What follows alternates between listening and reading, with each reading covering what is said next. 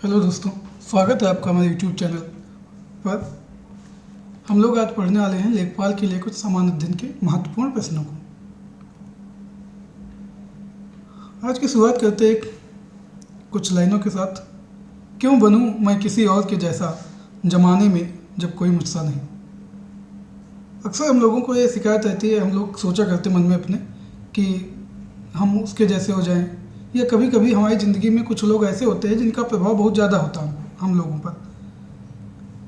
तो प्रभावित होना अच्छी बात है, अच्छी बातों को उनसे लेना भी अच्छी बात है, लेकिन किसी के जैसा होना हमारे लिए अच्छा नहीं है। किसी के जैसा होना बिल्कुल भी सही नहीं है। ईश्वर ने सबको एक अलग अलग अद्भुत शक्तियों के साथ इस धरती पर भेजा है। अगर उसको एक जैसा ही बनाना होता तो सबको बस एक ही सांचे में ढाल के भेज देता, एक ही जैसा, तो वो भी सही ना होता। ये सोचो, भगवान ने बनाया हम लोगों को, तो कुछ लोग उसमें भी टीका टिप्पणी किया करते हैं। ईश्वर की रचना पर संदेह करना है तो अपने आप में बेईमानी होगी। तो हमें बिल्कुल एक अपनी जो शक्तियाँ अंदर हैं उनको पहचान के अपना काम करने की ज़रूरत है। चलिए हम लोग शुरू करते हैं। आज के महत्वपूर्ण प्रश्नों में पहला प्रश्न है, हड़प्पा एवं मोहनजोदड़ो की पुरातात्विक खुदाई के प्रभारी कौन थे। हड़प्पा एवं मोहनजोदड़ो की पुरातात्विक खुदाई के प्रभारी कौन थे? Sir John Marshall. तो इसके प्रभारी थे सर जॉन मार्शल। हड़प्पा की खुदाई हुई 1921 में और मोहनजोदड़ो की खुदाई होती है 1922 में। हड़प्पा की खुदाई होती है दयाराम साहनी के नेतृत्व में।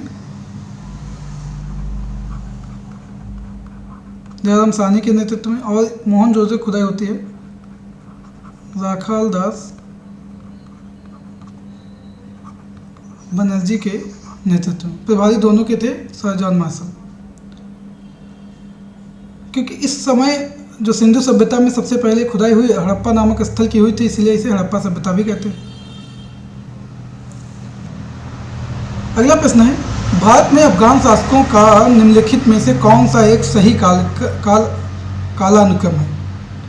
अफगान शासकों का, अफगान शासक तो लोधी वंश के शासक लगभग अफगान शासक थे पूरे। तो इसमें देखिए दो ऑप्शन तो अपने आप हट जाते हैं, क्योंकि सिकंदर लोधी लास्ट में था नहीं, हमें पता है लास्ट में था इब्राहिम लोधी। पानीपत के प्रथम युद्ध में बाबर ने इब्राहिम लोधी को परास्त करके ही मुगल वंश की नींव डाली थी। तो इब्राहिम लोधी वाला ऑप्शन कट हो गया। इधर बालोल लोधी भी लास्ट में नहीं था। अब ये दो ऑप्शन बचे। बालोल लोधी से शुरुआत होती है लोधी वंश की, तो बालोल लोधी, सिकंदर लोधी और उसके बाद इब्राहिम लोधी। ऑप्शन सी सही है, ऑप्शन सी। अगला प्रश्न है, 1857 के विद्रोह के संदर्भ में लिखित में से कौन सा युग्म सुमेलित नहीं है? तो कौन सा सुमेलित नहीं है? जगदीशपुर कुंवर सही है, बरेली खान बहादुर खान सही है, बेगम हजीरमाल लखनऊ सही है, और ये बख्त खां नहीं है। यहाँ लखनऊ में थे जो कानपुर से थे नाना साहब।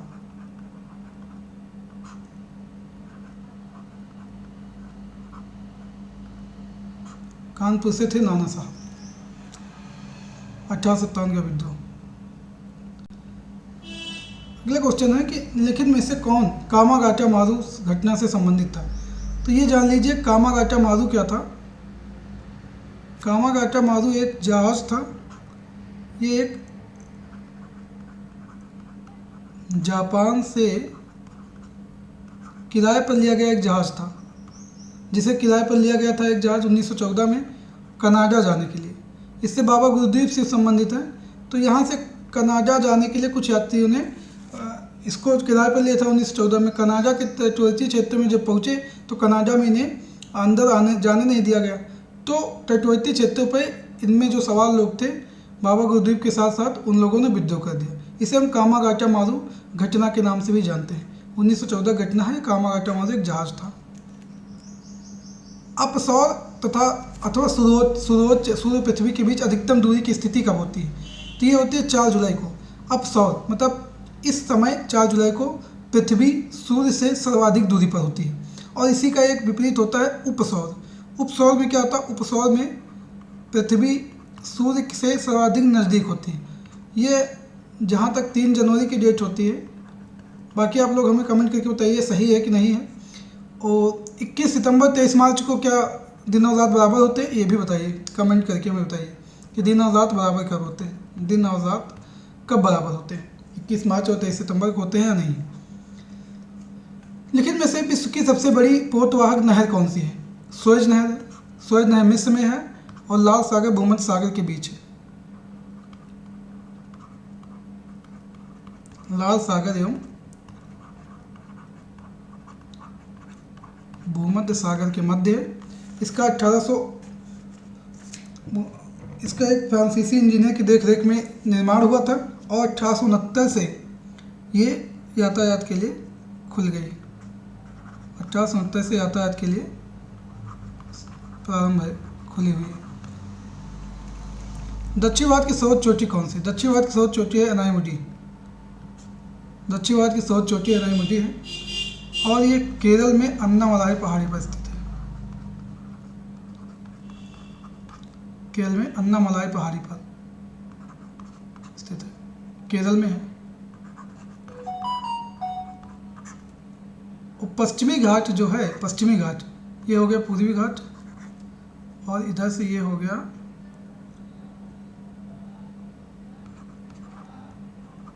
पश्चिमी घाट। तो पश्चिमी घाट का जो दक्षिण की ओर विस्तार है, पश्चिमी घाट का जो इसका दक्षिण की ओर विस्तार है, नीलगिरी पहाड़ी के दक्षिण में जो विस्तार है पश्चिमी घाट का, वो अन्नामलाई पहाड़ी के रूप में ही है। भारत में अगला क्वेश्चन है, भारत में धूपगढ़ बताइए कहाँ की सर्वोच्च चोटी है? देखिए सतपुड़ा की सर्वोच्च चोटी है क्या? धूपगढ़। धूपगढ़ बताइए, महेंद्रगिरी बताइए और दोदा बेटा बताइए। कमेंट करिए आप लोग, इसको बताइए। दोदा बेटा नीलगिरी की है, महेंद्रगिरी कहाँ की है ये भी बताइए। तो भारत में निम्नलिखित में से कौन सा उच्च क्षेत्र भूकंपीय तीव्रता की श्रेणी में आता है? उत्तराखंड, कच्छ और हिमाचल प्रदेश, ये सभी आते हैं भूकंपीय श्रेणी के क्षेत्र में। पायतंत्र में निम्नलिखित में से कौन सा जीव अपघटक जीव कहलाता है? तो ये है अपघटक जीव में कवक और हैं जीवाणु, ये दोनों अपघटक जीव हैं। अपघटक जीव। जोखिम भरे उद्योगों में बाल श्रम का उपयोग निषिद्ध किया गया है। कहाँ पर, कौन से अनुच्छेद में? तो मूल अधिकारों में एक अनुच्छेद हमें मिलता है, हमें मूल अधिकारों में एक अधिकार है शोषण के विरुद्ध अधिकार। मूल अधिकारों में एक अधिकार है शोषण के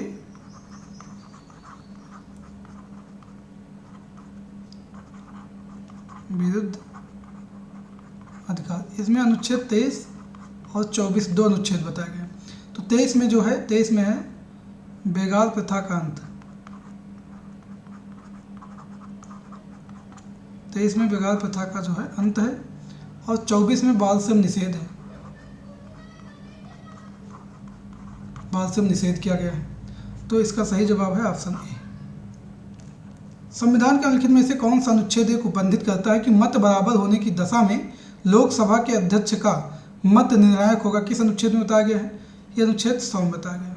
अगर मत बराबर हो जाए तो लोकसभा अध्यक्ष अनुच्छेद 100 के तहत अपना निर्णायक मत दे सकता है। 20 सूत्री गरीबी उन्मूलन कार्यक्रम किस पंचवर्षीय योजना में शुरू किया गया था? ये शुरू किया गया था 5वीं पंचवर्षीय योजना में। 5वीं पंचवर्षीय योजना, 5वीं पंचवर्षीय योजना का जो समय होता है 1974 से 1978 तक, ये योजना अपने समय से पहले ही समाप्त हो जाती है, इसलिए अधूरी पंचवर्षीय योजना कही जाती है। अधूरी पंचवर्षीय योजना। इसी पंचवर्षीय योजना के तहत एक योजना और चलाई गई थी, राष्ट्रीय न्यूनतम आवश्यकता कार्यक्रम। राष्ट्रीय न्यूनतम आवश्यकता कार्यक्रम चलाई गई थी।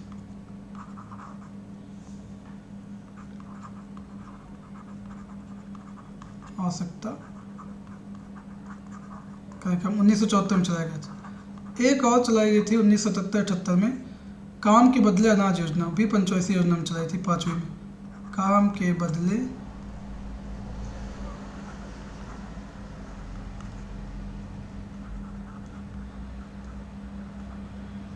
अनाज योजना, ये भी 1978, 77, 78 में चलाई गई। 5वीं पंचवर्षीय योजना के दौरान है। अब देखिए पंचवर्षीय योजनाओं का जो समय शुरू होता है 1951 से लेकर 1951 से 1956 पहली पंचवर्षीय योजना, 1956 से 1961 दूसरी पंचवर्षीय योजना, 1961 से 1966 तीसरी पंचवर्षीय योजना। अब 1966 से 1969 के बीच होता है योजना अवकाश।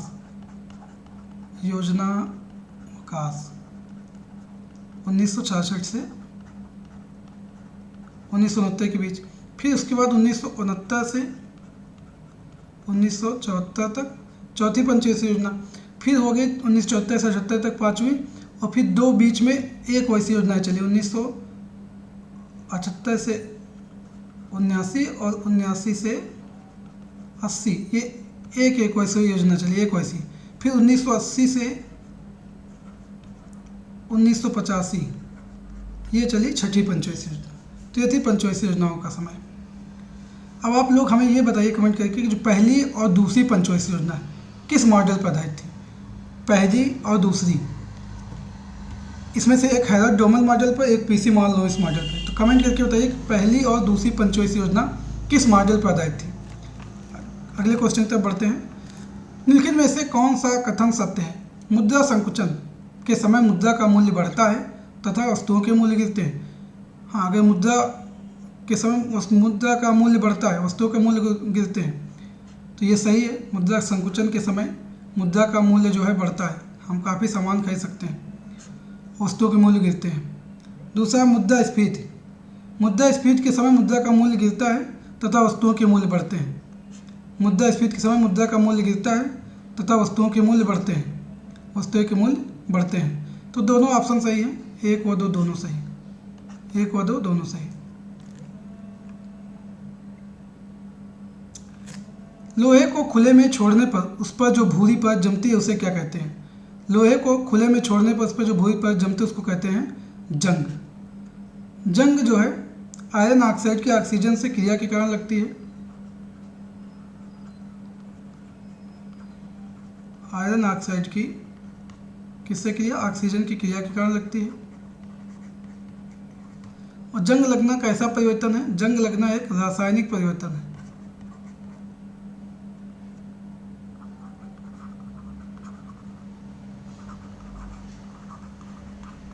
रासायनिक परिवर्तन है। जंग लगना एक रासायनिक परिवर्तन है, और जंग लगने से लोहे का भार बढ़ जाता है।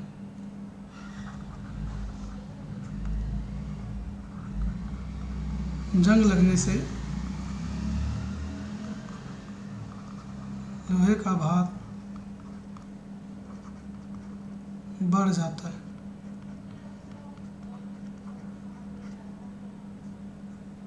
जंग लगने से लोहे का भार बढ़ जाता है। अगले क्वेश्चन है, उत्तर प्रदेश में जनसंख्या की दशकीय वृद्धि दर अधिकतम कब थी? तो उत्तर प्रदेश में जो जनसंख्या की दशकीय वृद्धि दर अधिकतम थी 1991 से 2001 के बीच। अब देखना है हमको कि 2001 से 2011 के बीच दशकीय वृद्धि दर कितनी है। 2001 से 2011 के दौरान दशकीय वृद्धि दर है 20.22%। 2001 से 2011 के दौरान है कितनी है? 20.22%। 2001 से 2011 के दौरान है 20.22%। चलिए अगली तरफ बढ़ते हैं। मनुष्य के शरीर की जो है सबसे लंबी हड्डी कौन सी है? तो मनुष्य के शरीर की सबसे लंबी हड्डी है फीमर। ये जांघ में पाई जाती है, जांघ में पाई जाती है, जांघ में पाई जाती है। और स्टेपीज जो पाई जाती है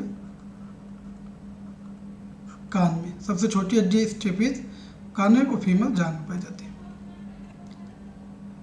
जनगणना 2011 के अनुसार उत्तर प्रदेश सर्वाधिक साक्षरता वाले जो 4 जिले उनका अवरोही क्रम सबसे पहला जो है, लेकिन सबसे ज़्यादा साक्षरता पाई जाती है गौतम बुद्ध नगर में।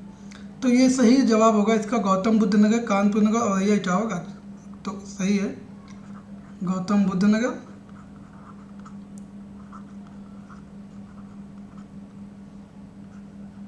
कानपुर नगर औरैया और इटावा। गौतम बुद्ध नगर, कानपुर नगर, औरैया, इटावा। गौतम बुद्ध नगर, कानपुर नगर, औरैया, इटावा। तो ऑप्शन सही है हमारा, बी ऑप्शन सही है।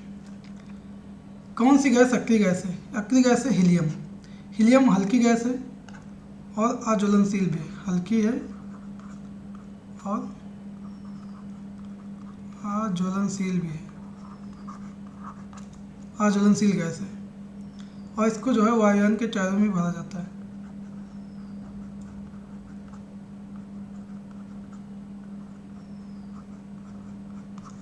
टायर में भी भरा जाता है, वायुयान के टायरों में भरा जाता है। उत्तर प्रदेश में इंदिरा गांधी निश्चितशाला कहाँ है? यह लखनऊ में। और इसका जो उद्घाटन हुआ है 8 मई 2003 को हुआ था। जो उद्घाटन हुआ था कब हुआ था? 8 मई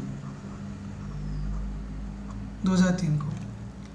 CD रोम है, क्या है? मेमोरी रजिस्टर नहीं है, मैग्नेटिक मेमोरी अभी नहीं है, सेमी कंडक्टर अभी नहीं, तो इसमें से कोई नहीं ऑप्शन सही। इसमें से कोई नहीं, CD रोम कोई नहीं। भारत रत्न से किस उद्योगपति को सम्मानित किया गया था? यह है JID टाटा।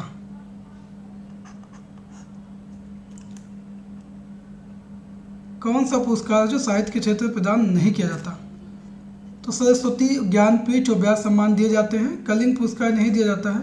कलिंग पुरस्कार दिया जाता है विज्ञान के क्षेत्र में।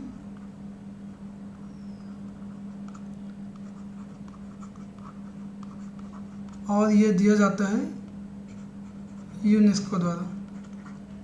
यूनेस्को का मुख्यालय बताइए कहाँ है? यूनेस्को का मुख्यालय बताइए कहाँ है? इसका जो हेडक्वार्टर कहाँ पर है बताइए? यूनेस्को का मुख्यालय बताइए कहाँ पे है? निम्न में से कौन सुमेलित नहीं है? निम्न में से कौन सुमेलित नहीं है? तो ये विनोबा भावे की पुस्तक नहीं है, ये है पुस्तक लुई फिशर की। बाकी As You Like It William Shakespeare की है। War and Peace Leo Tolstoy की है। और कम्युनिस्ट मैनिफेस्टो कार्ल मार्क्स की है। अगला क्वेश्चन है, दर्पण जैसे चिकने पृष्ठ से होने वाले परावर्तन को क्या कहते हैं? कहते हैं नियमित परावर्तन। नियमित परावर्तन।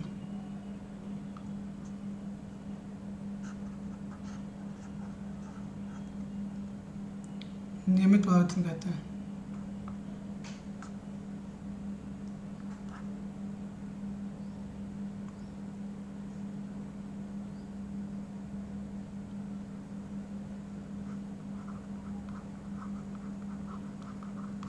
अगर परावर्तक जैसे चिकने पृष्ठ से होने वाले, अगर पृष्ठ चिकना नहीं है तो उसको अनियमित परावर्तन कहते हैं। प्रतिरोध को मापने की इकाई क्या है? प्रतिरोध को मापने की इकाई है ओम।